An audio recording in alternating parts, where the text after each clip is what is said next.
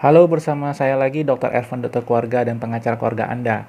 Terima kasih kepada Polri yang batal menahan Dr. Richard Lee. Ya, memang katanya Dr. Richard Lee mengakses akun Instagramnya sendiri yang sebenarnya sudah disita oleh polisi.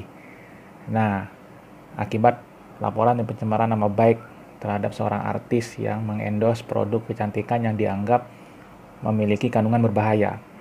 Terlepas dari urusan pencemaran nama baik yang harusnya juga itu urusan pribadi di antara artis dan dokter tersebut, namun yang kita harus ingat jangan sampai lupa ke permasalahan inti, yaitu produk yang tidak memenuhi syarat, bahkan mungkin belum terdaftar atau kandungannya juga mengandung bahan yang berbahaya.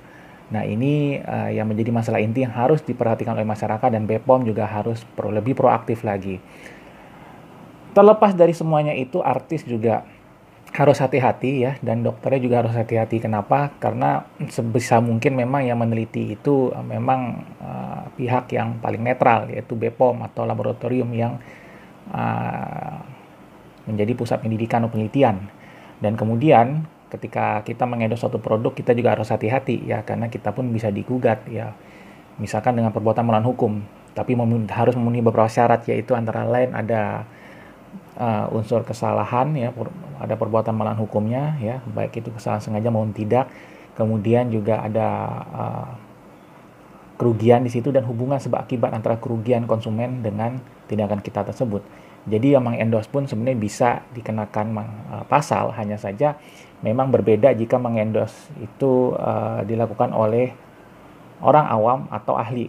Kalau ahli yang mengendorse itu lebih berat lagi hukumannya ya. Tapi kalau misalkan orang awam seperti artis, mungkin mereka bisa aja dianggap ikut serta ya, sebagai yang turut ikut serta dalam tindak pidana tersebut. Misalnya yang pasti beberapa saat lalu perusahaan kosmetik tersebut menggugat rekan dokter ini akibat dianggap melanggar pasal pencemaran nama baik ya. Namun akhirnya malah pengadilan menolak gugatan perusahaan tersebut.